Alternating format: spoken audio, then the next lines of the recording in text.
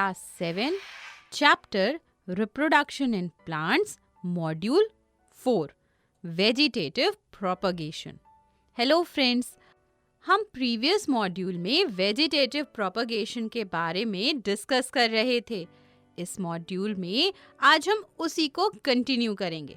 हमने stem tuber और stem bulb के बारे में डिस्कस कर लिया था. अब बात करते हैं राइजोम की. जिंजर यानी अदरक और टर्मरिक यानी हल्दी की अंडरग्राउंड स्टेम को हम राइजोम कहते हैं. ये देखिए, ये है जिंजर की अंडरग्राउंड स्टेम और ये है टर्मरिक यानी हल्दी की अंडरग्राउंड स्टेम, जिसे हम राइजोम कहते हैं. आपको पता है, इसी अंडरग्राउंड स्टेम यानी राइजोम को ड्राई करके जब ग्राइंड करते हैं, पीसते हैं, तो हमें क्या मिलता है? टर्मरिक पाउडर यानी हल्दी का पाउडर, जिसे आप कुकिंग में यूज करते हो. फ्रेंड्स, जिंजर और टर्मरिक के राइजोम में स्केली लीव्स होती हैं और बड्स होती हैं, और पोटैटो प्लांट की तरह ही ये बर्ड्स भी ग्रो करके न्यू प्लांट्स बनाती हैं. The underground stems of ginger and turmeric are called rhizome. Rhizome has scaly leaves and buds, and these buds grow and develop into new plants. अब friends, आपके mind में शायद ये आ सकता है कि स्टेम ट्यूबर, स्टेम बल्ब और rhizome सारे तो अंडरग्राउंड स्टेम है, सब में बर्ड्स होती हैं, वो फूड भी स्टोर करते हैं, तो फिर ये अलग अलग नाम क्यों हैं? तो फ्रेंड्स, अलग अलग नाम इसलिए हैं क्योंकि ये अलग अलग ही हैं. अपीयरेंस वाइज तो सब अलग ही हैं, है ना? और स्ट्रक्चरली भी ये डिफरेंट हैं. इनके जो डिफरेंस हैं वो आपके कोर्स में नहीं हैं. आपको इस लेवल पर सिर्फ इतना ही याद रखना है कि कौन सा प्लांट स्टेम के कौन से टाइप से वेजिटेटिवली रिप्रोड्यूस करता है. तो जिंजर और टर्मरिक राइजोम से वेजिटेटिवली प्रोपगेट करते हैं. फ्रेंड्स, इसी तरह से ग्लैडियोलस एक प्लांट होता है जिसका स्टेम बेस पर स्वलन होता है, फूल जाता है, और इस स्वलन स्टेम को हम कॉर्म कहते हैं. क्या कहते हैं? Corm. The corm is thick and round stem with stored food, और इनमें भी बर्ड्स होती हैं, और ये बर्ड्स भी फेवरेबल कंडीशंस मिलने पर ग्रो करके न्यू प्लांट बनाती हैं. समझ आया ना आपको?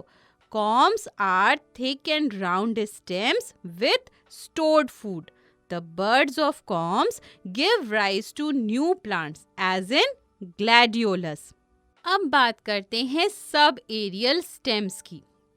फ्रेंड्स, कुछ प्लांट्स में वो ब्रांचेस जो स्टेम के बेस के पास से ग्रो करती हैं, वो या तो ग्राउंड के अलोंग क्रीप करती हैं, यानी बिल्कुल ज़मीन से सट कर ग्रो करती हैं, या फिर ग्राउंड के जस्ट नीचे ग्रो करती हैं.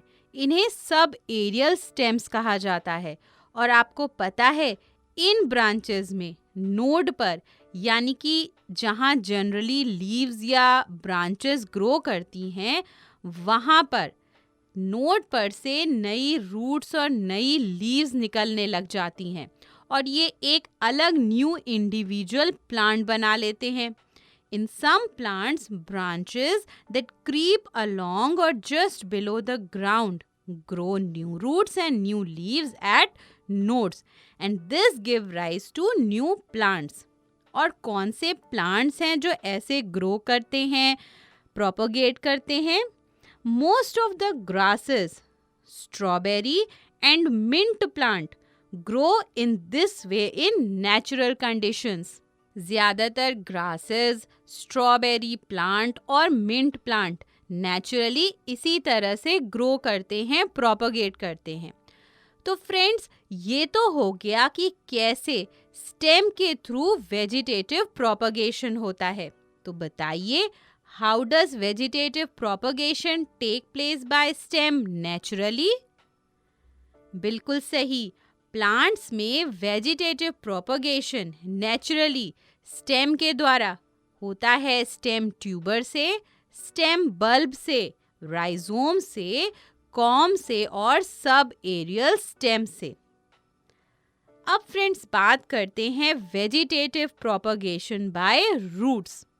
कुछ प्लांट्स जैसे कि स्वीट पोटैटो, डहेलिया और टैमरिंड, इनमें रूट की एक कटिंग जिसमें कोई एक बड हो, उसे अगर आप मॉइस्ट सॉइल में प्लांट कर दें तो वो एक नए प्लांट में ग्रो कर जाती है।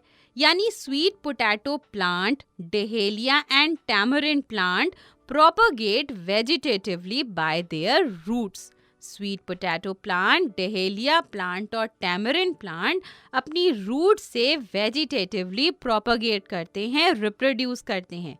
समझ आया ना आपको? गुड।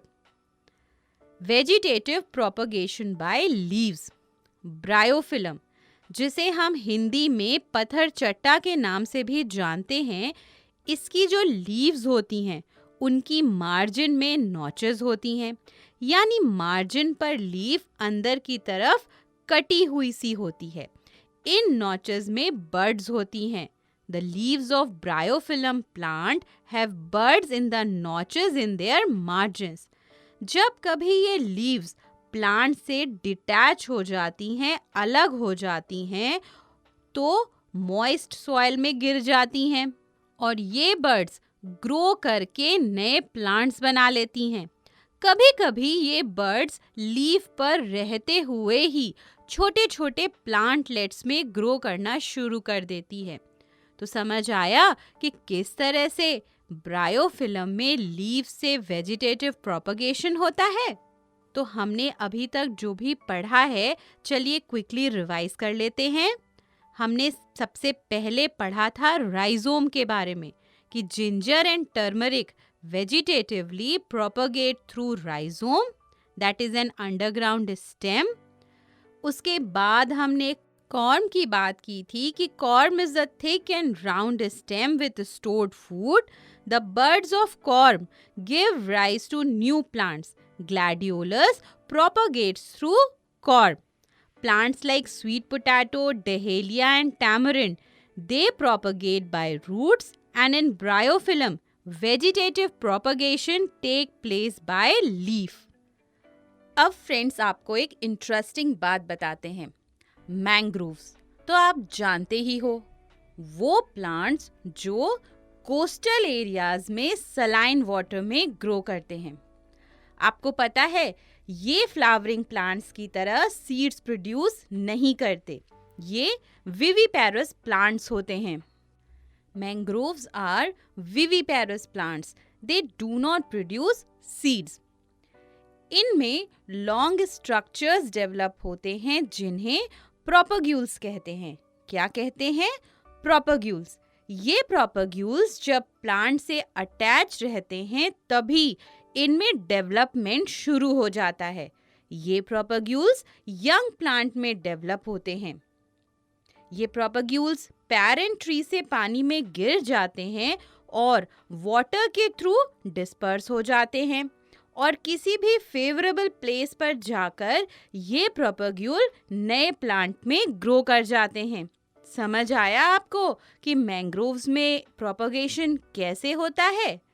चलिए एक बार फिर से देखते हैं। Mangroves do not produce seeds like flowering plants, but they are viviparous plants. Long structures develop in mangrove plants. These are called propagules. These propagules develop into young plants. These propagules drop from the parent tree and get dispersed through water. In a favorable place, the propagule develops primary roots and cotyledons and develops into a new plant. समझ आया ना आपको? तो friends, इस module में हमने जो भी कॉन्सेप्ट डिस्कस किए हैं, चलिए इन कॉन्सेप्ट पर बेस्ड एक्सरसाइज सॉल्व करते हैं।